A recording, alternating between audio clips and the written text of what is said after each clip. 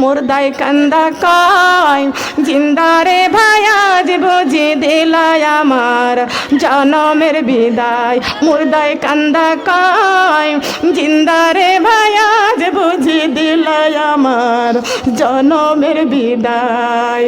যে জন ঘর থেকে নামায়, যে জন গোসল করায়, যে জন ঘর থেকে নামায়, যে জন গোসল করায়, তারাই আমার আপন জন, তাদের কাছে দোয়া চাই। তারাই আমার আপন জন, আজ বুঝি দিলাই আমার জনমের বিদায়। আজ বুঝি দিলাই আমার, আজ বুঝি দিলাই আমার। মুর্দায় কান্দা কয় জিন্দারে ভাই আজ বুঝি দিলাই আমার জনমের বিদায়। আজ বুঝি দিলাই আমার জনমের বিদায়। যে জন গোসল করা, যে জন গোসল করায়, যে জন কাফন পরায়, তারাই আমার আপন জনা, তাদের কাছে দোয়া চাই। তারাই আমার আপন জনা, তাদের কাছে দোয়া চাই। আজ বুঝে দিলাই আমার জনমের, আজ বুঝে দিলাই আমার জনমের বিদায়। মুর্দায় কান্দা কয় জিন্দারে ভাই আজ বুঝে দিলাই আমার জনমের বিদায়। যে জন জানাজা পড়ায়, যারা কান্ধে লইয়া যায়, যারা জানাজা পড়ায়, যে জন কান্ধে লইয়া যায়, তারাই আমার আপন জন, তাদের কাছে দোয়া চাই। তারাই আমার আপন জন, আজ বুঝে দিলাই আমার জনমের বিদায়। আজ বুঝে দিলাই আমার। মুর্দায় কান্দা কয় জিন্দারে ভাই আজ বুঝে দিলাই আমার জনমের বিদায়। আজ বুঝে দিলাই আমার। যে জন কান্দে লইয়া যায়, যে জন কবরে নামায়, যে জন কান্দে লইয়া যায়, যে জন কবরে নামায়, সে জন আমার আপন ছেলে, তোমার কাছে দোয়া চাই। সে তো আমার বড় বেটা, সে জন আমার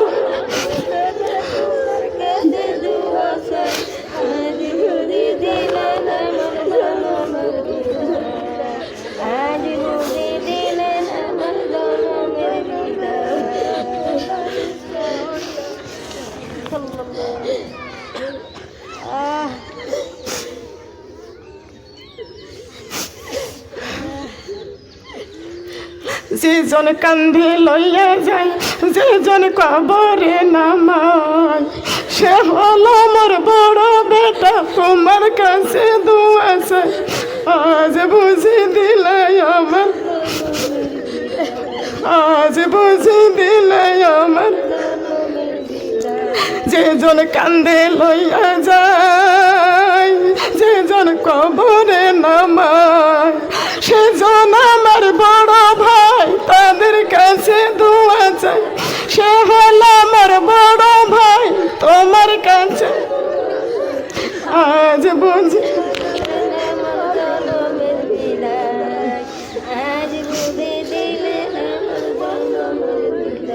যে জন কান্ধে লইয়া যায়, যে জন কবরে নামায়, তুমি আমার আব্বা জান, তোমার কাছে দোয়া চাই। তুমি আমার আব্বা জান, তোমার কাছে দোয়া চাই। সারা জীবন শান্তি পাই যেন ওই না কবরে, আমি সারা জীবন শান্তি পাই যেন এই না কবরে। এই যে সুন্দর দুনিয়ায় আমার আপন কেহ নাই, এই যে সুন্দর দুনিয়ায় আমার আপন কেহ নাই। কোরআন ছাড়া কবরে আপন সাথী পাইলাম না, কোরআন ছাড়া কবরে আজ বুঝে দিলাই আমার জনমের বিদায়, আজ বুঝে এ যে সুন্দরী দুনিয়ায় আমার আপন কেহ নাই, সবাই মরে কবরে রেখে চলে গেলেন ঘরেতে, সবাই আমায় কবরে রেখে চলে গেলেন ঘরেতে, ওই কবরে নামাজ ছাড়া আপন সাথী নাই, ওই কবরে নামাজ ছাড়া, ওই কবরে নামাজ ছাড়া আপন সাথী নাই। মুর্দাই কান্দা কয় জিন্দা রে ভাই, আজ বুঝে দিলাই আমার জনমের বিদায়। সোনার মা বোনটা কান্নাকে লক্ষ্য করে শোনেন গো মা, আমার বড় বেটা কবরে রাখবে, কবর থেকে উঠে আসবে, কবর থেকে উঠে আসবে, কবর থেকে উঠে আসবে। মা বড় বেটার পাও দুইটা জড়াইয়া ধরতে যাবে, ও আমার বড় বেটা কত সুন্দর বাড়ি করেছি, কত সুন্দর খাট করেছি, কত সুন্দর বিছানা করেছি বাবারে, আর আমাকে এমন একটা ঘরে রেখে গেলি রে বাবা, এই ঘরের মধ্যে কোনো বিছানা নাই, কোনো সাথী নাই, কোনো বাতি নাই বাবারে, এই ঘরটার মধ্যে একটা ফ্যানের কোনো ব্যবস্থা নাই, একটু বাতির কোনো ব্যবস্থা নাই। ওই সন্তান মাকে কবরে রাখিয়া চোখের পানি ছেড়ে কাঁদতে কাঁদতে কবর থেকে উঠে আসবে।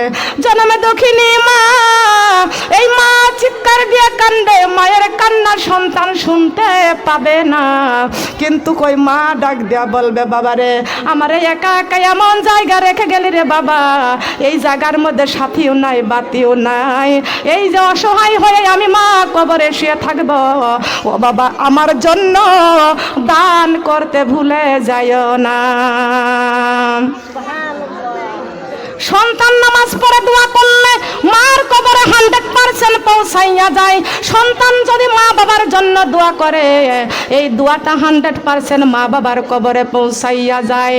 সন্তানের জন্য, মা বাবার জন্য সন্তানের এমন একটা দোয়া আল্লাহ পাক রব্বুল আলামিন দিয়েছেন, অকরিনা অকুর রব্বির হামহুমা কামা রব্বায়ানি সগীরা, অকুর রব্বির হামহুমা কামা রব্বায়ানি সগীরা।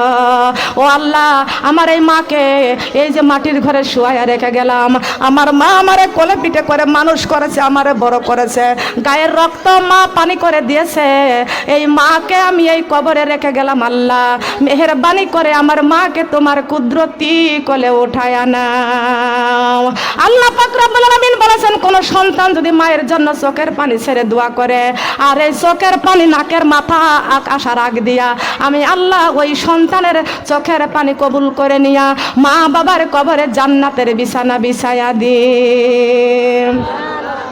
চোখের জলে বাদ মানে না, বুক ভেঙে যাইছি রে, মা জননী আর আসবে না, চলে যাবে কবরে, মা জননী কবরে গেল আর এলো না ফিরে, মা জননী কবরে গেল আর এলো না। চোখের জলে বাদ মানে না, বুক ভেঙে যাইছি রে, মা বাবা তো কবরে গেল আর এলো না ফিরে, মা বাবা তো চলে গেল আর এলো না। সাদা কাফন পরে যেদিন বিদায় নিল মা, কি যাত না সেদিন আমার অন্য জানে না, জীবন যেন পূর্ণ আমার, জীবন যেন পূর্ণ আমার সোগের কারাগারে, মা বাবা তো চলিয়া গেল আর এলো না ফিরে, মা বাবা তো চলিয়া গেল আর এলো না ফিরে, মা বাবা তো চলিয়া গেল আর এলো না। জনমে জনম থাকতে পারি সবই কিছুকে ভুলে, মায়ের প্রিয় ব্যথায় আমি মরিছি তিলে তিলে। জনমে জনম থাকতে পারি সবই কিছুকে ভুলে, মা হারানো ব্যথায় আমি মরিছি তিলে তিলে। ওই সোনা মুখ না দেখিলে, ওই সোনা মুখ না পাইলে কেমনে রব আমি ঘরে।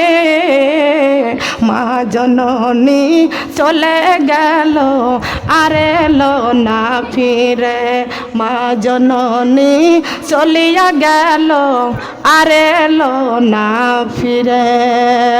সোনার মা বোনেরা, গালে দাঁত থাকতে দাঁতের মর্ম বোঝে না। লক্ষ্য করেন, খেয়াল করেন, মা বাবার খেদমত করতে হবে। ও বৌমা যারা আছো, শ্বশুর শাশুড়িকে খেদমত করতে হবে। শ্বশুর শাশুড়ির খেদমত ছাড়া কপাল খুলবে না। কথা বলেন ঠিক কিনা? আসুন আমার মা বোনেরা, আমরা সবাই কবরে চলে যাব 3 বন্ধনের আসামি হয়ে। কয় বন্ধনের আসামি বলেন? কয় বন্ধনের আসামি? 3 বন্ধনের আসামি হয়ে কবরে চলে যাব। অনেক মা বোনদেরকে যদিও মা 3 পিস পরা বন্ধ করে দেন, সুন্নাতে জামা পরেন, বড় হাতা দেন, আর বড় ওন্না দিয়ে মাথার চুলগুলো সুন্দর করে ঢাকেন, তেই তো রাগ হয়ে যায়। ঠিক কিনা বলেন? করোনার ভয়তে না মুখে না মাস্ক ব্যবহার করে, মাস্ক ব্যবহার করে নাকে, কিন্তু মাথায় কাপড় দেয় না। মাথায় কাপড় দিতে কে বলেছে? বলেন কে বলেছে? মাথা ঢাকতে বলেছেন কে? পর্দা করতে বলেছেন কে? করোনা ভাইরাসের মরণের ভয়ে নাকের মধ্যে মাস্ক পরে নাক বাইন্ধে রাখে, কিন্তু আল্লাহর ভয়ে পর্দা করে না। কি করে না? পর্দার কথা কে বলেছেন? আল্লাহ পাক রব্বুল আলামিন বলেছেন, আকারিনা ফি বুয়ুতিকুন্না ওয়ালা তাবাররাজিনা তাবাররুজাল জাহিলিয়াতিল উলা। আল্লাহু আকবার। হে দুনিয়ার নারীরা, তোমরা বিধর্মীর মেয়েদের মতো তোমাদের রূপ চেহারা প্রদর্শন করে রাস্তায় রাস্তায় ঘুরিও না। তোমরা বাহিরে যাইবা, সুন্দর করে পর্দা করে যাইবা। বলেন সুবহানাল্লাহ। সুন্দর করে বোরকা পরবা, কালো বোরকা পরবা, ঢিলা ঢালা। খবরদার সৌন্দর্যের বোরকা পরিও না। কথা বলেন ঠিক কিনা? বোরকা হয়েছে ফ্যাশন। বোরকা কি ফ্যাশন হয়? বোরকা ফ্যাশন হয়? তবে খিমারের হিজাব পরবেন। খিমারের হিজাব অনেক বড়, এটা পরবেন। সুন্দর করে চুলগুলো ঢাকবেন, মুখের ফেসটা ঢেকে দিবেন, পর্দা করে বাহিরে যাইবেন। মেয়েরা চাকরি করতে পারবে, ব্যবসা করতে পারবে, সব জায়গা যাইতে পারবে পর্দার সাথে। কথা বলেন ঠিক কিনা? পর্দার সাথে আপনি যাইতে পারবেন, আপনার যাওয়া নিষেধ নাই। কিন্তু তাই বলে এমনভাবে চলবেন না, শর্ট কামিজ গায়ে দিয়ে, হাই হিল পরে, ঠোঁটের মধ্যে লিপস্টিক নিয়ে, চোখের মধ্যে মাস্কারা নিয়ে আপনার ইচ্ছা মতন আপনি ভুরু পিলাক করে চলবেন। হারাম। এইভাবে আপনি চলতে পারবেন না। কোথায় পাইছেন? মুসলমানের মেয়ে হইয়া চুল কাটেন, মুসলমানের মেয়ে হইয়া লম্বা লম্বা নখ রাখেন। আর এই নখগুলো রাখে যারা, তারা হলো সবচাইতে শিক্ষিত মেয়েরা। শিক্ষিত মেয়েরা এগুলো করে, নখ রাখে। কলেজের মেয়েরা লম্বা লম্বা লম্বা লম্বা নখ রেখে দেয়। মনে করবা এই সারা নখ জানোয়ার কাটতে পারে না, জানোয়ারের হাতে পায়ে থাকে। কথা বলেন ঠিক কিনা? এটা কুত্তা শিয়ালের পায়ে থাকে। তুমি তার কুত্তা শিয়াল না, তুমি আশরাফুল মাখলুকাত। তুমি একটা শিক্ষিত মেয়ে, তোমার হাতে কেন এত বড় বড় নখ থাকে? হারাম ওইগুলো থাকা। কথা বলেন ঠিক কিনা? মিথ্যা কথা বললাম? এই প্লাজো পরা বন্ধ করবেন। প্লাজো আপনার কাঠখোরা বের হয়ে থাকে। কোন মেয়ের কাঠখোরা বের করে কাপড় পরলে আল্লাহর নবীজির শাফায়াত পাবে না। কথা বলেন ঠিক কিনা? বিশ্বনবীর শাফায়াত যদি পাইতে চাও, আল্লাহর জান্নাতে যদি যাইতে চাও, এই যে টিকের উপরে কাকড়া মারা বন্ধ করে দাও, প্লাজো পরা বন্ধ করে দাও, শর্ট কামিজ পরা বন্ধ করে দাও। কোথায় পাইছো? ভারতের সিরিয়ালগুলো দেখে দেখে আজকে জিন্সের প্যান্ট পরো মেয়েরা। হারাম পোশাক পরা বন্ধ করে দাও। আল্লাহ পাক রব্বুল আলামিন বলেছেন, কোন নারী যদি পুরুষের পোশাক পরে ওটা হারাম। কথা বলেন ঠিক কিনা? কোন পুরুষ ছেলে কোন নারীদের পোশাক ব্যবহার করতে পারবে না। পুরুষেরা গলায় চেন পরতে পারবে না, পুরুষেরা কানের মধ্যে দুল পরতে পারবে না। এখনকার মায়েরা যদি 2টা সন্তান মারা যায়, ও কি করে? আরেকটা সন্তান যদি হয়, ছেলে হলে কানের মধ্যে কান ফুরাইয়া বালি দিয়ে দেয়। কথা বলেন ঠিক কিনা? কোথায় পাইছেন? আল্লাহর উপরে বিশ্বাস হয় না? হায়াতের মালিককে, হায়াতের মালিক ওই বালি, কান ফুরানো কানের দুল? বলেন, কত ছেলেরা দেখি গাড়ি চালাচ্ছে, রিক্সা চালাচ্ছে, সেই ছেলেদের কানের মধ্যে দুল পরা আছে। ওই যে মা দিয়ে থয়েছে, বাবা দিয়ে থয়েছে, মা বাবা ধর্ম পালন করতেছে, কিন্তু আল্লাহর ধর্ম পালন করতেছে না। একটা ছেলের পায়ে এত বড় ফোড়া হয়েছে, ছেলেটার বয়স বেশি না, স্কুলের শিক্ষক, গেছে ডাক্তারের কাছে, এত বড় ফোড়া হয়েছে, ছেলেটা অপারেশনও করতে পারে না। কোথায় কোথায় ওষুধ খেয়ে একটু সমস্যা হয়ে গেছে, ডাক্তারের কাছে গেছে, ডাক্তার বলেছে 35 পয়েন্ট ডায়াবেটিস, তোমার অপারেশন করাও যাবে না। ওই শিক্ষিত ছেলে, স্কুলের মাস্টার, ওর কানে দেখতেছি এত বড় দুল পড়া রয়েছে। মা মনে হয় ছোটবেলায় একটু ছোট করে বানাইছিল, এখনো একটু বড় হয়েছে, বালিটা আর একটু বড় করেছে। কোথায় পাইছেন? তোমার পায়ের মধ্যে যা হয়েছে ব্যারাম, তোমার যা ডায়াবেটিস ধরেছে, একমাত্র আল্লাহ ছাড়া কেউ পৃথিবীতে চিকিৎসা দিতে বলেন পারবে কি? পৃথিবীর সবচেয়ে বড় ডাক্তার কে? বলেন। খবরদার, আল্লাহর সাথে কেউ কুফরি করো না। কোন পুরুষ ছেলে কান ফুরাইতে পারবে না, হাতের মধ্যে ব্যাজনেট নিতে পারবে না, গলায় চেন পড়তে পারবে না, হারাম। কথা বলেন ঠিক কিনা? খেয়াল করেন, সবাই পড়ি আস্তাগফিরুল্লাহ রব্বি মিন কুল্লি জামবি ওয়া তুবু ইলাইহি লা হাওলা ওয়ালা কুওয়াতা ইল্লা বিল্লাহি আলিয়ুল আজিম লা ইলাহা ইল্লাল্লাহু মুহাম্মাদুর রাসূলুল্লাহি সাল্লাল্লাহু আলাইহি ওয়াসাল্লাম। আল্লাহুম্মা আজিরনি মিনান নার, আল্লাহুম্মা আজিরনি মিনান নার।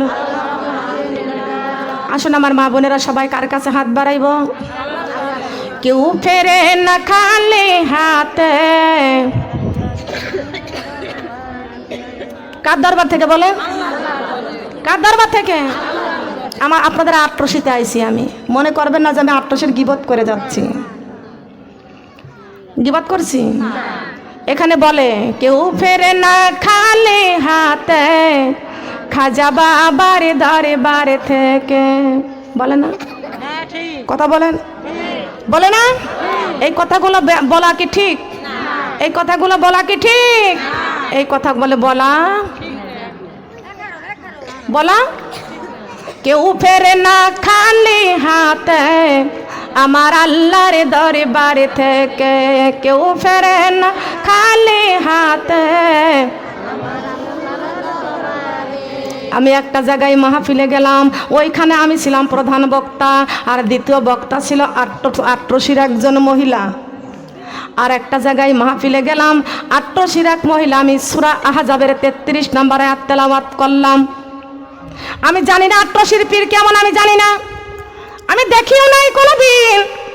তবে আট্রসির ওই পীরের মুরিদান যারা আছে, ওদের মুখ থেকে শুনেছি, দেখেছি, বুরকাও পরে না, গ্রাম গ্রাম থেকে চাউল আদায় করে বেড়ায়, মাজার সাথে কাপড় বাঁধে।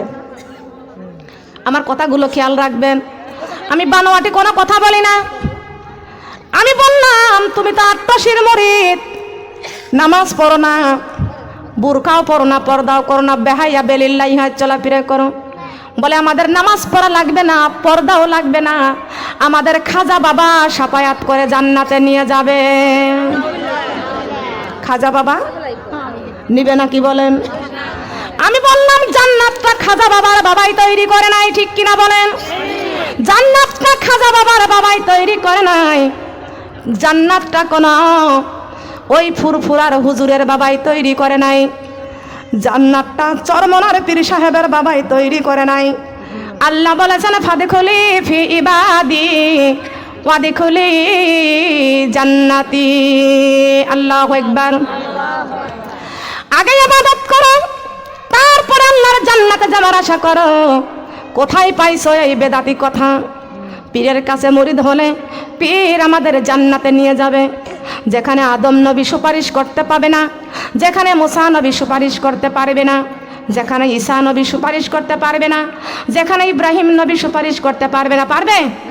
পারবে? কোন নবী সুপারিশ করতে পারবে না। আমাদের একমাত্র সুপারিশ করবে নবী মুহাম্মদ রাসূলুল্লাহ সাল্লাল্লাহু আলাইহি ওয়াসাল্লাম।